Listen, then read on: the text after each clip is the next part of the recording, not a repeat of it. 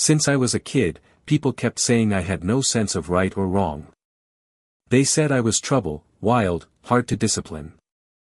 At Sunnyridge Foster Home, where I grew up, I was basically the "do not touch" warning label. So the morning that the couple came to adopt a child, I was big surprise locked in the punishment room again. Why? Because I gave water to a kid in a coma. I mean, it wasn't boiling water or anything. Just regular water. But apparently in this place, that counts as reckless medical behavior. Still, even with that label, the couple, the picture-perfect, kind and compassionate type, somehow saw me through the tiny window and asked about me. Of course, Mr. Thompson, the bald-headed director, didn't miss a beat throwing me under the bus. Not that one, he told them, practically sneering. That one's a menace. Always fighting, always running his mouth. Just last night he watered the vegetative kid again. You call that normal? It's practically illegal medical practice.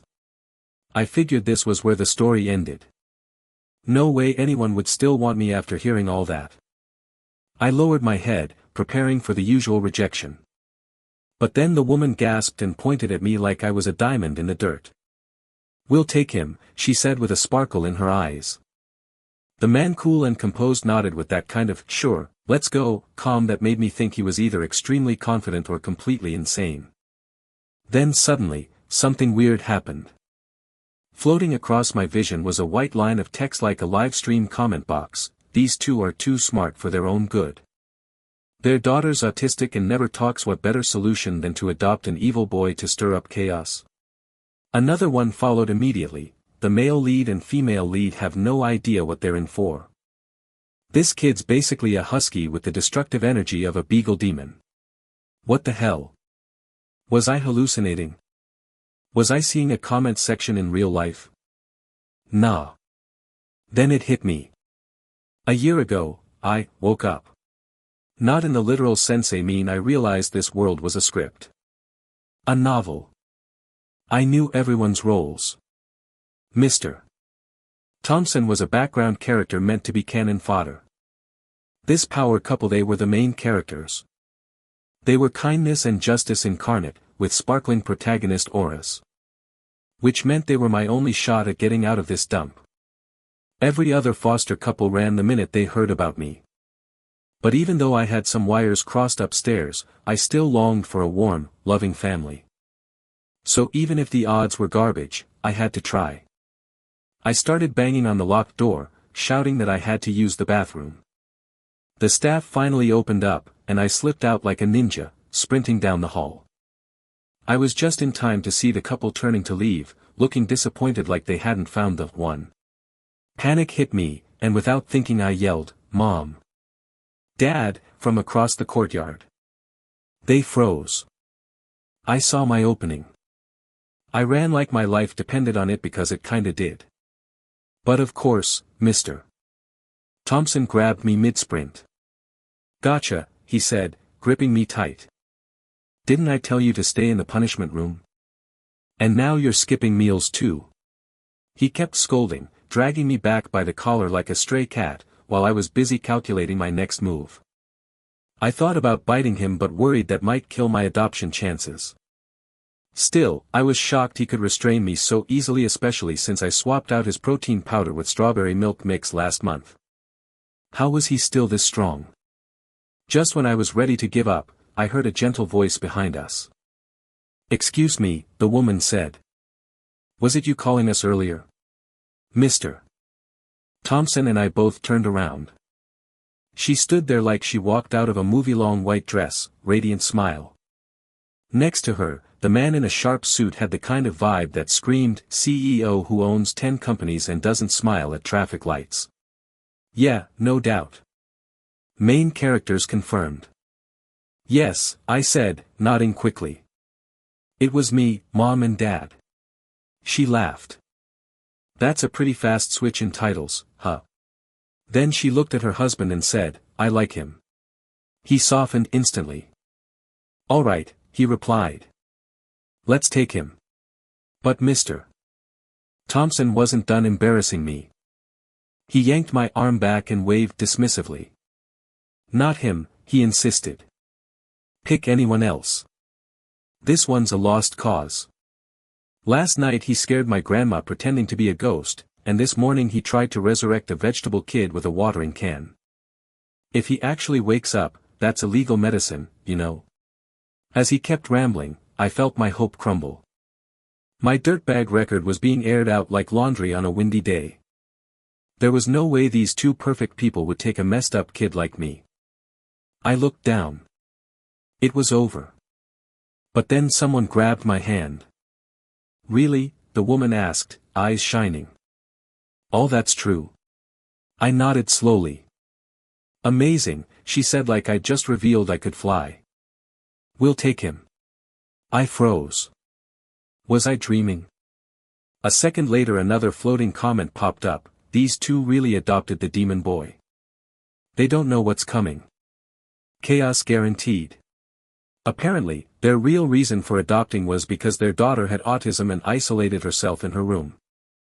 They thought a troublemaker like me would spice things up. And hey, I could do companionship. I'd been lonely my whole life, I knew how to keep someone company. After signing the adoption papers, Mr. Thompson was practically in mourning. If there's any issue, he warned them, you can return him anytime. He even added, just call us, we'll pick him up ourselves. What a charmer. I rolled my eyes at him, grabbed Mom's hand, and hopped into the back seat. Grace-me knew Mom was kind and patient. Daniel-me knew Dad was quiet but solid. As soon as we got home, Mom dragged me straight to my new room. I just had the housekeeper set this up for you, she said. I looked around. Cream walls, blue curtains, shelves full of comics and action figures. It was everything I used to dream about. Thanks, Mom, I said, awkwardly trying to mimic the way I'd seen people smile in movies. She ruffled my hair. This is your home now. Be yourself, okay? You don't have to hold back. Then she hesitated. You also have a sister Emily. She's shy and doesn't talk much. If you could keep her company sometimes, I'd really appreciate it. Sure, Mom, I said. She left the room. 5 seconds later, I pulled a paperclip from my pocket and picked the lock to Emily's bedroom. I mean, come on. I had a sister now. Of course I wanted to meet her. In the orphanage, no one was allowed to play with me. Now I had someone who had to deal with me. I crept into her pitch-black room, spotting a lump under the covers. Hey, I whispered, poking it. Wanna play? No response. Another floating comment showed up, there he goes again. Breaking and entering. This kid has zero chill. I shrugged. Guess not, I said, and yanked the blanket off. A pale, stunning girl with wide, terrified eyes stared back at me. I'm Ethan, I grinned. I'm your new brother. What's your name? She didn't answer. Just tried to snatch the blanket back. I tossed it outside the room. She gave up and dove under the bedsheet instead. I waited a beat, then lifted the corner and crawled under with her. Come on, I whispered, right in her ear. What's your name? I'm dead, a new floating comment declared. He's so unhinged he's charming. Emily curled tighter. I reached over, gently pried her eyelids open. Hey, I whispered. You're not sleeping. You're not even faking it well. You wanna play now? She stayed silent, and I kept poking. When she finally sat up and ran out of the room, I chased her like an eager puppy. Emily. I called. Wait. Talk to me. This mug on the shelf is pretty cool, huh? Oops, guess it wasn't very sturdy. Crash. The glass shattered. Emily turned, wide-eyed. That was her favorite mug, one comment said. Limited edition from France. And now it's dust. I froze. Wait, was that important? She gave me the coldest look of the century and walked away. I stood there, confused. But I barely touched it, I whispered. Story of my life. Things just broke around me. My bad luck was legendary. I was the chaos gremlin of Sunnyridge. But now I wasn't sure if I could keep being that kid, especially not in this house. I didn't want to be returned. Not this time. The next morning, I was still feeling guilty about breaking that fancy French designer mug or whatever it was, but also secretly proud that I managed to get a reaction out of my sister Emily. I mean, she literally moved. Voluntarily. That had to count for something, right? Still, I figured I should at least try to say sorry. Not because I'm some reformed good boy now, but because if I got kicked out after just one day, that would be a new personal record, even for me.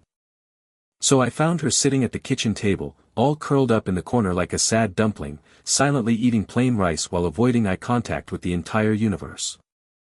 Our parents Grace and Daniel didn't push her. They just sighed like they'd been through this 1,000 times and let her be. I, however, decided to slide right into the seat next to her like I hadn't shattered a piece of her heart-shaped soul the night before. "Hey, why are you just eating white rice?" I asked, snatching a pair of chopsticks and dumping a fat, squishy sea cucumber into her bowl. "You're gonna get malnourished. Eat this. It helps you grow." She looked like she was about to throw up, but I wasn't done. I added, "It also helps with development, you know." And just like that, she grabbed it and stuffed it into her mouth like she was trying to prove a point. "Nice," I nodded. "Now, this beef helps you get taller. I had a friend back in the orphanage who was 9 and already your height. Crazy, right?"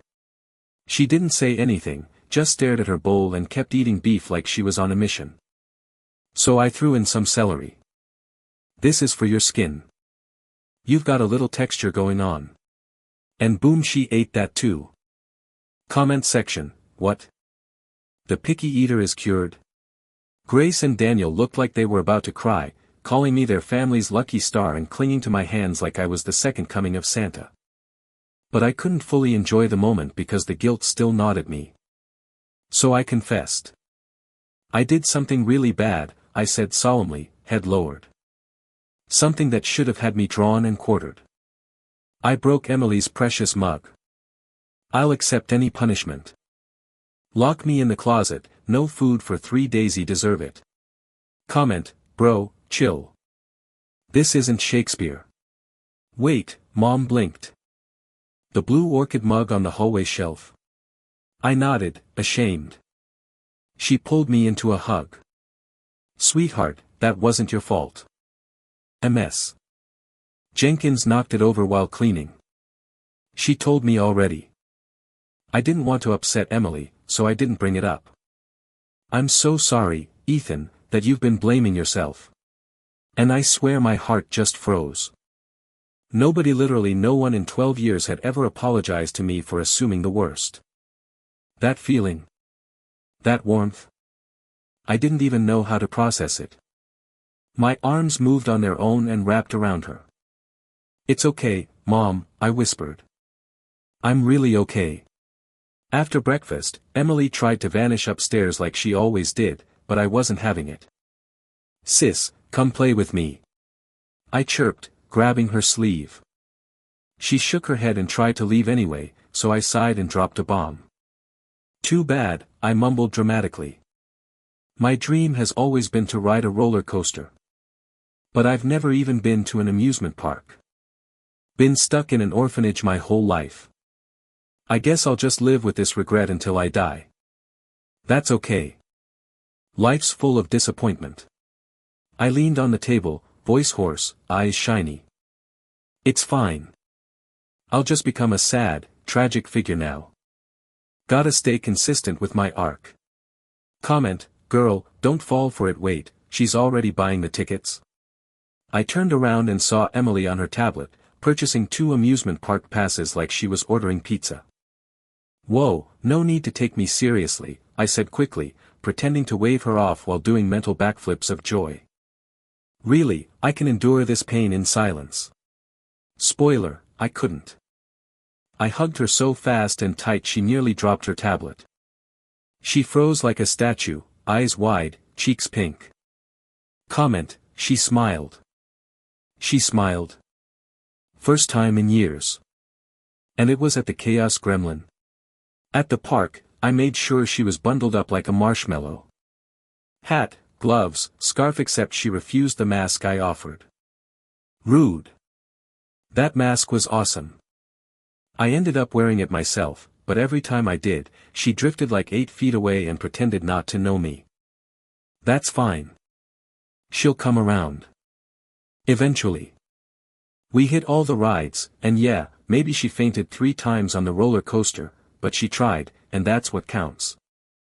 Alright, I told her after she almost collapsed, you wait here. I'm going again. She weakly nodded, gripping the bench like her life depended on it. I ran off. But back at the waiting area, something changed. I came back to find her surrounded by 3 brats, 2 boys from her school. One had her sketchbook, the other was trying to yank her scarf. She stumbled, fell, got kicked. And I lost it. My vision went red. I sprinted in and kicked one kid so hard he flew backwards. Elbowed the second square in the jaw. They didn't even have time to react. 1 punch, 2 punches, I was a tornado of vengeance. Emily and some random bystanders had to physically drag me off them. I was breathing hard, ready to go again. Ethan, stop, Emily whispered behind me, wrapping her arms around my shoulders. It's okay. You're enough. Just hearing her say that, hearing her call me by name, melted my rage like snow under sunlight. Comment section lost their minds, bro just went full anime protagonist. 1v2 and didn't even break a sweat. On the way home, she grabbed my hand first. Tight. Protective. Like she didn't want to let me go. I panicked a little. Please don't tell mom and dad what happened, I said, heart racing. I don't want them to think I'm a violent freak. What if they send me back? What if they regret picking me? I didn't say the rest. That I'd rather take another 100 nights in the punishment room than go back to not having a family. But before I could spiral, Emily yanked on my sleeve. You're not going back, she said firmly. Not as long as I'm here. Never again. And she smelled like oranges and shampoo and something steady that wrapped around me like a blanket. So does this mean you finally accept me as your brother? I asked. She rolled her eyes but didn't let go. Of course, our parents did find out. Grace rushed home after visiting the injured kids in the hospital, face stormy with emotion. Ethan. Emily. Tell me what happened. I clammed up. Emily raised her hand. It was me, she said. My fault. Ethan was protecting me. Dead silence. Then Mom gasped. Wait, you can talk. Dad nearly fainted. They both tackled her in a tearful hug like she'd just risen from the dead. I blinked. Wait. Is this still a scolding or a family reunion? Mom finally wiped her tears and said, we checked the security footage at the park. We also spoke to the other kids' parents. We're not mad, but Ethan, I tensed. Here it comes. Why didn't you look for an adult, she asked, pulling me close. Why put yourself at risk like that? You were amazing, but it scared me. Please don't get hurt next time, okay? She kissed my forehead. Mom will always come for you. No matter what. Then she noticed a scratch on my hand. Why are you bleeding? Daniel, get the first aid kit. Dad rushed in with bandages and antiseptic. Mom gently dabbed my hand. No more roughhousing. Let your sister feed you for the next 2 days. Wait, what? I gasped. At breakfast the next morning, she actually did it. Fed me eggs and toast without a word.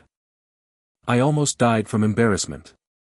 But then I saw her faint blush and knew I was in. We were family now. Officially. But yeah, I still changed her alarm ringtone to my voice yelling, wake up, at full volume. Just to keep things interesting. Comment section, he's an agent of chaos, but he's our chaos. Starting school with Emily felt like I just unlocked a whole new level of side quests, and I was hyped. After spending years locked in closets for things like breathing too loud or blinking at the wrong moment, being in a classroom packed with people my age was like Disneyland if Disneyland also had pop quizzes and detention slips. Still, it was awesome. Mom and Dad, Grace and Daniel put me in the same grade as Emily even though I was technically a year behind.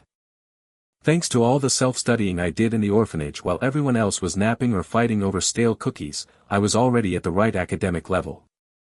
I thought being her classmate would help us bond, you know. Turn us into one of those legendary sibling duos like Zach and Cody, only with less cable TV and more emotional damage. First day, I strutted into Brookdale Middle like I owned the place. Eyes wide, heart pounding. So many new faces. So many potential friends. So many things to break. I was already planning which corner to claim as my lunch show zone. I'd tell jokes, gather followers, rise to social media stardom one cafeteria tray at a time. That was the dream until my homeroom teacher called Grace by the second period because I'd spent all 8 classes entertaining my desk buddy with knock-knock jokes and reenacting how I kicked that punk at the amusement park. This is just a phase, Mom chuckled nervously when she came to pick me up. He's expressive. Mom, I hissed through my teeth. If I'm any more expressive, they're gonna sit me on the teacher's desk next time. That's when Emily, of all people, raised her hand and volunteered to sit with me. Everyone stared like she'd just started levitating. I raised a brow. Wait. Didn't you say yesterday I was annoying? She shook her head a little too fast. Mom glared at her. I must have misheard then, I muttered. Emily sighed. Fast forward 1 week, I'd become semi-famous in our class. Not for good grades or athletic skills or even being new. No, I was famous for running my mouth 24/7 and knowing how to tie a cherry stem with my tongue. Meanwhile, Emily was like a ghost in human form. She'd sit in the corner, completely quiet, invisible to the chaos around her. No one talked to her. No one invited her to play. It was like she didn't exist, and I hated it. I hated it because I knew that feeling too damn well. So one day during break, I walked up to our usual crew and announced, if we're hanging out after school, we're bringing Emily too. If not, find someone else to play tag with. They blinked. Why? One kid finally dared to ask. She doesn't even talk. So what? I snapped. She's still my sister. Got a problem with that? Comment, protective bro mode, activated. Emily wanted to disappear into her locker at that point, but I just grinned and patted her head. Come on, sis. I'm your hype man now. At first, the others were awkward around her. Whispering. Judging. But then someone noticed she was good at badminton. Like, really good. Suddenly, everyone wanted her on their team. Then people figured out she wasn't mute, just quiet. Her voice. Soft and warm, like melted marshmallow. She started helping people with homework, explaining things in that patient, no-bull way that made you actually want to learn. Slowly but surely, Emily went from being the silent girl to the quiet smart one who's kinda cool. Some kids even started giving her snacks. One day she came home with 2 packs of strawberry Pocky, 3 gummy worms, and a note that said, "Thanks for teaching me long division." I stuck it on the fridge like a trophy. Life was good. But then things got weird. One night, we came home from school to find the house eerily empty. No lights, no dinner, not even the usual, "Sorry, working late," sticky note. Aunt Linda, our housekeeper, showed up breathless 20 minutes later. "Oh my God," she said. "I forgot to tell you. Grace was in a car accident. Daniel's with her at the hospital." We dropped our bags and ran. Emily and I held hands the entire way, both of us sniffling like broken sprinklers. At the hospital, we burst into Grace's room mid-sob, only to hear her yell, "Cut the crying. I'm alive, not dead." She was fine, just a broken leg, but we still cried ourselves to sleep curled up on either side of her like two oversized emotional support pets. Just when things were calming down, Daniel collapsed at work. Turned out he had a benign brain tumor. It was operable but still terrifying. I barely slept that week, pacing the waiting room like a caffeinated squirrel while Emily chewed her lip raw. Then, barely a month later, Emily got hit on the arm by a chunk of concrete that fell off a building's second floor. It missed her head by inches. I tried to stay calm, tried to pretend it was all coincidence. But then I saw another floating comment, mocking me like always. The evil side character strikes again, bringing bad luck wherever he goes. Another one chimed in, it's no coincidence. He's a curse. A walking disaster. The universe is just correcting the timeline. And the worst part? I started to believe them. I remembered all the times I tripped downstairs, or broke windows, or flooded the orphanage kitchen with soap bubbles just by touching things. Everyone always said I brought chaos, and now, bad stuff was happening to the people I cared about most. Grace, Daniel, Emily, good people. And me? I was just some plot device with garbage luck. I started wondering maybe if I left, things would go back to normal. Maybe the universe would stop punishing them if I wasn't there. So one night, while everyone was asleep, I packed my stuff, scribbled a goodbye note, and slipped out the front door. I caught a cab back to Sunnyridge, climbed the back fence like I'd never left, and got caught by Mr. Thompson mid-squat pee break. He blinked like I was a ghost. What the, are you serious? Yes, I said calmly. Your boy's back. You got kicked out already? He asked, horrified. How? They looked rich. What did you break? Nothing, I muttered. I left on my own. What? He snapped. Why? They didn't even send you with a full bag. Those cheap don't, I warned. They were good to me. He didn't listen. He was already storming inside, vowing to call his sixth cousin and stage a full-blown protest. I ignored him and walked toward the punishment room like it was home. Halfway there, I stopped, heart clenching. I wanted to go back. Desperately. But I also wanted them to be safe. So I kept walking. And that's when I felt a wetness on my face. I was crying. Me. The boy who hadn't cried once in 12 years. Oh my God, Mr. Thompson yelled from behind. Are you crying? What did they do to you? Nothing, I said again. Just go to bed, old man. But he wouldn't stop ranting. I swear, I'm calling them. I'll drag their sorry rich butts back here and don't you dare. I shouted. They didn't do anything wrong. Later that night, I lay awake in the pitch-black closet, hating the silence, hating myself, hating the stupid little voice in my head that kept whispering, you were never meant to be happy anyway. But just as I was drifting off, I heard a familiar voice from outside. Get out. You're not welcome here, Mr. Thompson barked. You made Ethan cry. He never cries. And now you show up. Go home. My heart dropped. I crept to the door, cracked it open, and there they were. Grace, Daniel, and Emily. My sister wasn't with them at first. But just as I was about to shut the door, I heard someone panting behind me. Ethan Walker. I spun around. Emily stood there, out of breath, hair wild, face red. Get over here, she huffed. Don't make me say it twice. I blinked. You came. Of course I came, you idiot, she shouted. You think I'd let you just walk away? I'm bad luck, I said, shaking. You'll all be safer without me. You're not bad luck, she growled, stepping forward. You're my brother. You're our family. And you're coming home. Behind her, Grace walked up and pulled me into a hug so tight I thought my ribs would snap. Ethan, she whispered. You're our son. That's permanent. You belong with us. And nothing will change that. Daniel nodded. Even Mr.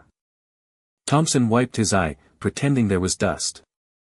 And for the first time in my entire life, I started to believe it. That maybe just maybe I wasn't doomed. That maybe I could actually be loved without something breaking. And just like that, I went home. Ever since I got dragged home by Emily like a stray dog caught digging through garbage, life had been suspiciously calm, which was either a sign that my luck was finally turning around or that something catastrophic was just around the corner, waiting to slap me in the face with a metaphorical frying pan. Either way, I decided to live in the moment, especially because my family now acted like I was the center of the universe. Grace made pancakes shaped like my name. Daniel tried giving me stock tips over breakfast like I had a Wall Street portfolio hidden in my backpack. Even Emily had her moments, like the time she made me hot cocoa when I was sulking because I'd flunked a math quiz. She didn't say anything, just pushed the mug toward me and turned away, ears red. I didn't cry. I just stared at the steam and pretended it was fog. At school, people started calling us the unstoppable sibling duo, which was hilarious considering I still couldn't open a combination locker without punching it twice, and Emily practically evaporated when someone said, "Hi." But it didn't matter. People saw us now, her especially. She wasn't the invisible girl anymore. And I wasn't just the new kid with chaotic energy. We were a team. I made sure she was included in everything. Class trips. We sat together. Group projects. She did the actual work, I gave the presentation with full Broadway flair. PE dodgeball. I caught every ball headed her way like I was guarding the president. Some kid even asked me, "Do you ever leave your sister alone?" And I said, "No, because unlike you clowns, she doesn't ditch me the second something better comes along." He shut up after that. Things were going so well that I forgot to be paranoid, which was mistake number one. One afternoon, Emily and I walked home together, her holding a bag of lemon tarts someone gave her as thanks for tutoring. She was actually humming, I almost tripped. That's when we ran into the school counselor, Ms. Reyes, who gave me that look. You know, the "I'm concerned but trying to act casual" look. "Ethan," she said, "can we talk for a second?" "Sure," I said, squinting. But if this is about me accidentally triggering the fire alarm with my science project, I already apologized in writing and interpretive dance. She smiled, but it didn't reach her eyes. "It's about your file." "Oh. Red flag." She pulled me aside while Emily waited by the gate. "There've been some concerns about your adjustment here," she began gently. "I've been reviewing some of your behavioral history." "You mean the stuff from Sunnyridge?" I asked, heart thudding. Because, context really matters there. Like, sure, I once locked Mr. Thompson in a closet, but he was being a jerk, and also he totally deserved it.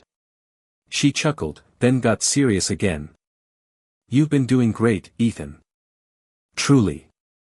But sometimes, when kids come from challenging environments, they carry emotional burdens that take time to heal. Have you considered talking to someone? Like a therapist?" I asked, eyebrows raised. "I already have one. His name is Ben and Jerry's. He comes in pints." "I'm serious," she said. "I just want to make sure you're okay." I appreciated her concern, really. But I hated the way her voice dropped into that pity tone adults always used when they thought I was broken inside. So I gave her the version of me everyone expected, the grinning, sarcastic kid who could turn trauma into a punchline. "I'm good," I said with a thumbs up. "Promise. No emotional breakdown scheduled this week." Back home, I tried not to overthink it. But the idea that people were still watching me like I might crack at any second, it made me itch. It reminded me I didn't fully belong. Not yet. So I threw myself into being the perfect brother. I started waking up early to make Emily's breakfast. I added her favorite marshmallows to the cereal. I made a laminated weekly planner color-coded by subject. I even helped her rehearse for a poetry recital by pretending to be the judge. I wore a wig and glasses and everything. She laughed so hard she snorted, which I immediately declared would be her new alarm tone. She threatened to throw me out the window. That night, I caught her sticking one of my doodles on her wall. It was just a badly drawn sketch of the two of us at the amusement park, her passed out on the coaster, me waving like an idiot. She didn't know I saw. But I smiled anyway. I thought I was doing everything right until the nightmare week hit. First, Grace got called away for an emergency business trip to Chicago. Then Daniel caught a nasty flu and had to be quarantined in the guest room. Emily got overwhelmed with midterms and started shutting down again, less talking, more isolating, headphones on all the time.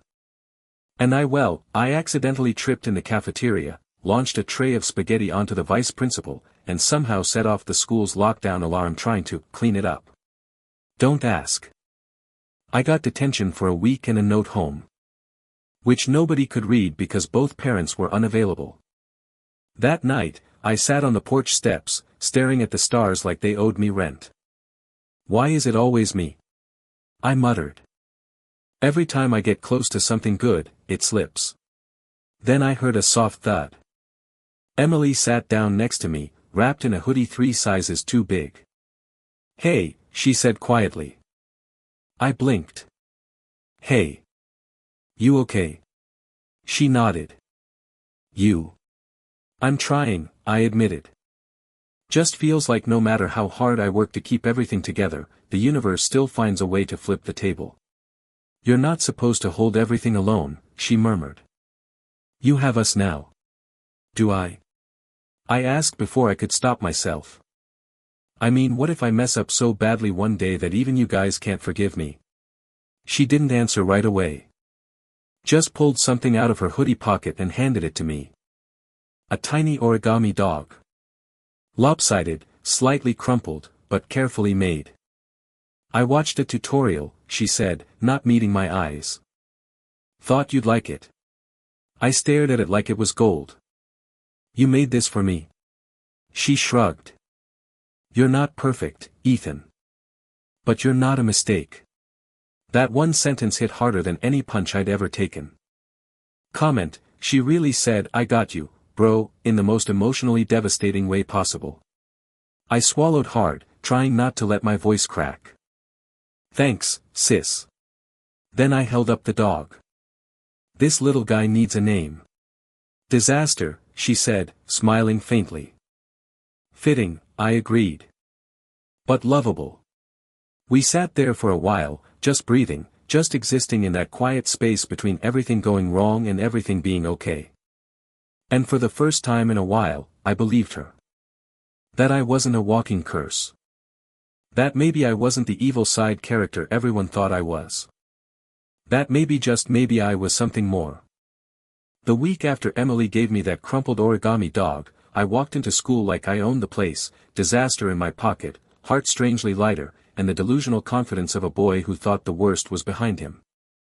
Spoiler, it wasn't. But for a few glorious days, I really thought I was on a winning streak. Our math teacher stopped calling on me because she'd given up. Emily scored the highest on her history quiz and blushed so hard she practically lit her desk on fire when the class applauded.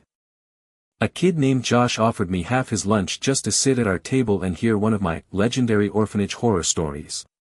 I embellished it, obviously. I said we used to have a raccoon who ran the kitchen and only respected you if you wanted Uno. Josh nearly choked on his sandwich laughing. But Emily was smiling too. And that? That was the real win. Then came Spirit Week.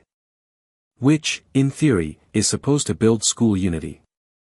In practice, it's just a series of themed days where extroverts thrive and introverts plot their escape. Monday was pajama day. I showed up in a full dinosaur onesie. Emily wore a navy hoodie and leggings and claimed she was, technically, in sleepwear. I called her out. That's just your default outfit. She didn't even argue. Tuesday was twin day. We wore matching black hoodies that said, I cause chaos, and I enable it. You can guess who wore which. People laughed, pointed, took photos. For the first time, Emily didn't shrink under the attention. She just rolled her eyes like she was used to me, which she was. By Thursday, people were whispering about us in hallways, not in a mean way. More like, how are they so close, and, are they real siblings, and my favorite, I think he's the reason she smiles. But Friday was when everything imploded. Friday was Family Showcase Day, where students were allowed to bring a family member to school to join class and talk about their work or life or just, like, breathe oxygen in front of us. Of course, everyone expected Grace or Daniel to come for us. But Grace was stuck in another last-minute board meeting, and Daniel had just barely recovered from his flu. So guess what I did? I stood up in front of the class and said, I'll represent the Carter family. I have enough personality for all three of us. And unfortunately, that was not a lie. I rolled in with an old presentation board I stole from the recycling bin, slapped on printed photos of me, Emily, a blurry Grace making pancakes, and Daniel asleep on the couch. I titled it, The Carter Chronicles, How I Accidentally Got Adopted and Changed the Plotline. The class howled. Emily facepalmed so hard I thought she'd break her own nose. I told the sanitized version of how I went from problem child 4 at Sunnyridge foster home to the unofficial mascot of the Carter household. They picked me when I was literally locked in a closet, I said cheerfully. Because nothing screams adoptable like a kid caught mid-escape attempt. MS. Taylor, our teacher, nearly dropped her coffee. I didn't go too deep, just enough to keep things funny and light. Then I turned to Emily, who was basically pretending to be invisible. And this one? I said, pointing to her photo. This is my sister. She used to ignore me. Now she only mostly ignores me. Progress. The class laughed again. Emily's ears turned red, but I saw the tiny curve of her lips. I was feeling pretty proud of myself until a girl in the front row raised her hand and asked, So were you both adopted? No, I said, still smiling. Emily's their biological daughter. I'm the lucky bonus level. Oh, the girl replied, and then added way too casually, doesn't that mean you're, like, not really family? The air went cold. My grin froze.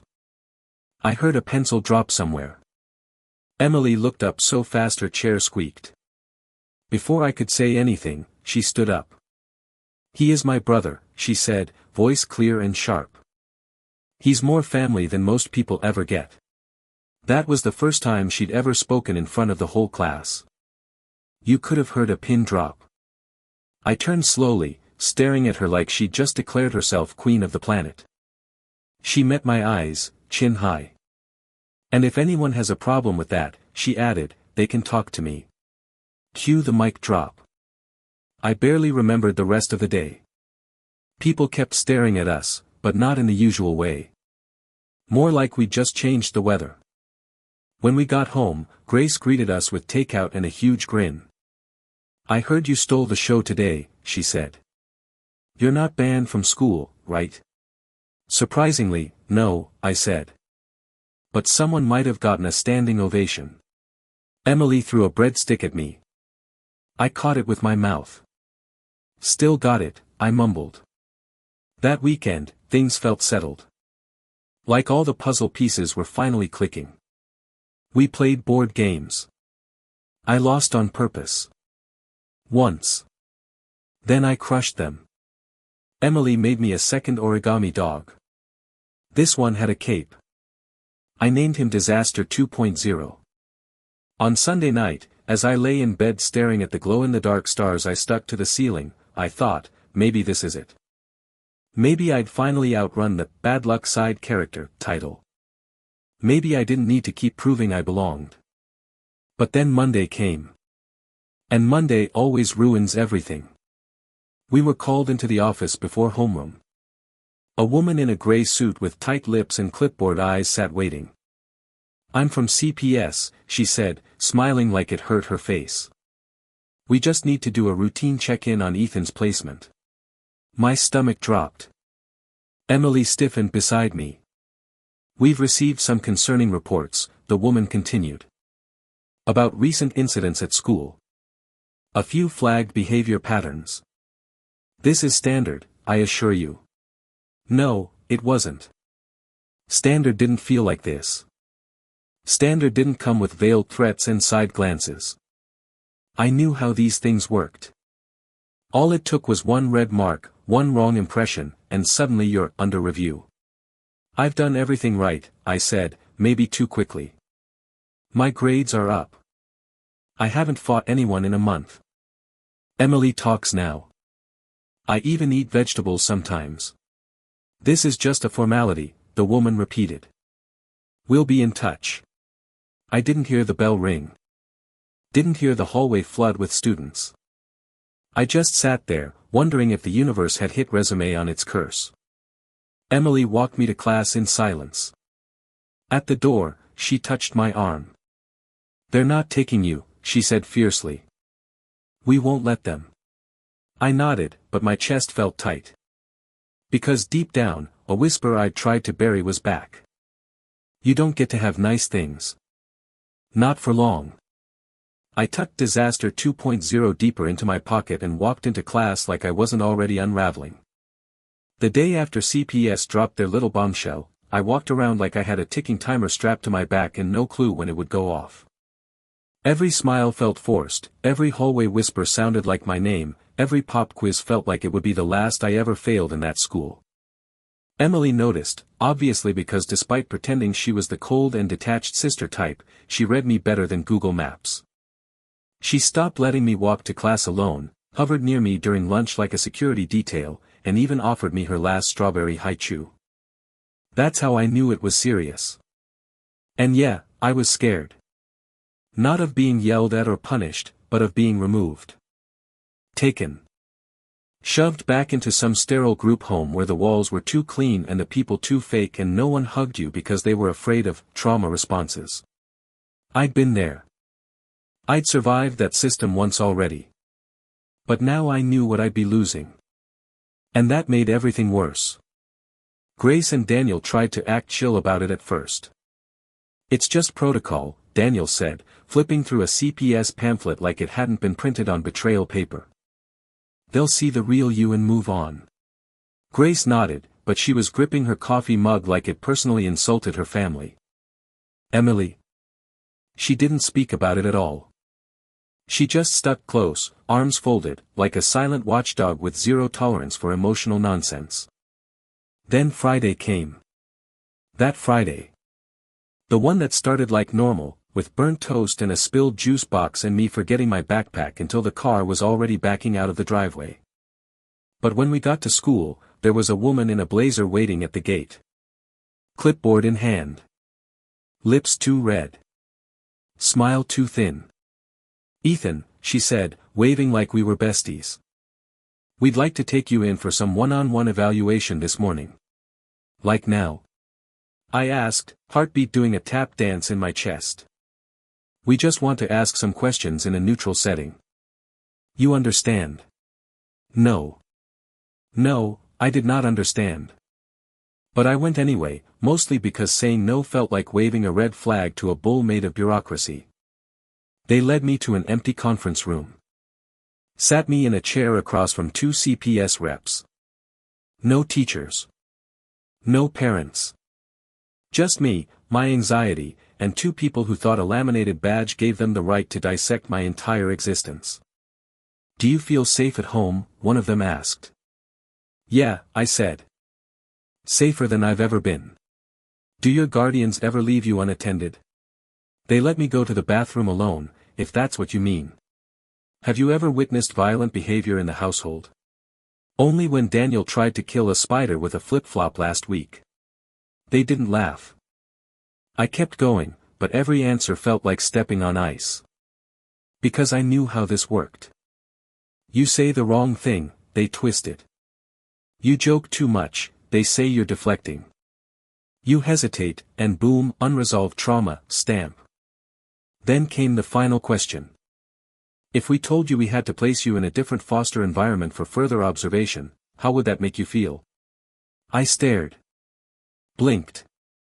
Swallowed hard. I'd run, I said. I'd run so far and hide so well that no one would find me until I was 30 and living in a treehouse with my sister. That got their attention. So you're saying you'd resist placement? I'm saying I already have a placement, I snapped. I'm saying I'm not going anywhere unless they drag me out by the ankles. One of them scribbled something on a form. That sound alone made me want to flip the table. But I didn't. I just clenched my fists and waited for them to finish gutting me. When they finally let me go, I stumbled into the hallway, head pounding, vision spinning. That's when Emily found me. Or rather stormed to me. She grabbed my wrist, pulled me into an empty stairwell, and hissed, "What did they ask you?" "Everything," I muttered. Like they were trying to find a reason. Any reason. She exhaled through her nose like a bull about to charge. "Then we make sure they don't find one." That afternoon, I found Grace on the phone, pacing like a general during wartime. Daniel was next to her, typing furiously on a laptop. Legal emails, maybe. Emily was printing documents. Aunt Linda was making cookies, for emotional stability. Even the dog was tense. The moment I walked in, Grace turned and said, "We're calling a family hearing. At the school. First thing Monday morning." "Wait, what?" "They think they know your story," she said, voice tight, "but they've only heard it from papers and rumors. We're giving them the whole truth. With receipts. We're bringing Mr. Thompson too," Daniel added. I blinked. "The bald director?" "Why?" "Because the CPS report references your extensive behavior history at the previous institution," Daniel said. "We want them to hear from the man who knows that history firsthand. Also," Grace muttered, "we might need a character witness who's not us." I was speechless. Not because they were defending Mehannesly, I'd come to expect that by now, but because they were going to war for me. Like full-on, conference room battle strategy, printed bullet points, emotional PowerPoint type of war. Monday arrived like a thunderstorm. CPS reps. School administrators. The counselor. Us. Grace wore a power suit and heels that sounded like verdicts when she walked. Daniel brought a folder thicker than a textbook. Emily wore a "Save Ethan" pin she'd made with a glue gun in sheer spite. I tried not to puke. They let Grace speak first. And she did not hold back. She laid out my progress like a seasoned lawyer: improved grades, social development, no more major disciplinary issues since the first week. She brought photos. Letters. A hand-drawn timeline Emily had made. Then Daniel stood and calmly listed every moment I'd acted like a brother, not a burden. From stopping bullies to sharing his cereal. Then Mr. Thompson stood. And I braced for chaos. But instead, the old man looked at me and said, "He was a menace, yes. But he was our menace. And he never had a shot until now. You take him out of this family, you might as well shove him off a cliff. Because that's what it'll feel like." Dead silence. The CPS reps flipped through their files, eyes darting. And then Emily stood. No one asked her to. She just walked to the front, turned around, and looked every adult in the eye. "He's my brother," she said. "You don't get to take him from me. Not now. Not ever." And well, I cried. Like actually cried. In public. Like a kid. But for once, I didn't feel ashamed. I felt safe. CPS took 2 days to deliberate. 48 hours of stomach knots and restless pacing. And then the letter came, placement confirmed. No further review required. That night, Grace baked a cake. Daniel brought home root beer floats. Emily drew a comic strip of the whole saga where I was a raccoon in armor and she was a tiny dragon with a clipboard. I hung it on my wall. Later, I asked Grace why they went so hard for me. She pulled me into a hug and whispered, "Because you're ours, Ethan. Always have been." And maybe for once I believed it. Fully. Completely. No more waiting for the other shoe to drop. No more wondering if I'd be sent away. I belonged. And yeah, I was still chaotic. Still loud. Still the kid who once replaced the class fish with a rubber duck to test observational skills. But now I was all those things with a family. A real one. One that fought for me. One I'd fight for too. Disaster 2.0 and I. We finally had a home.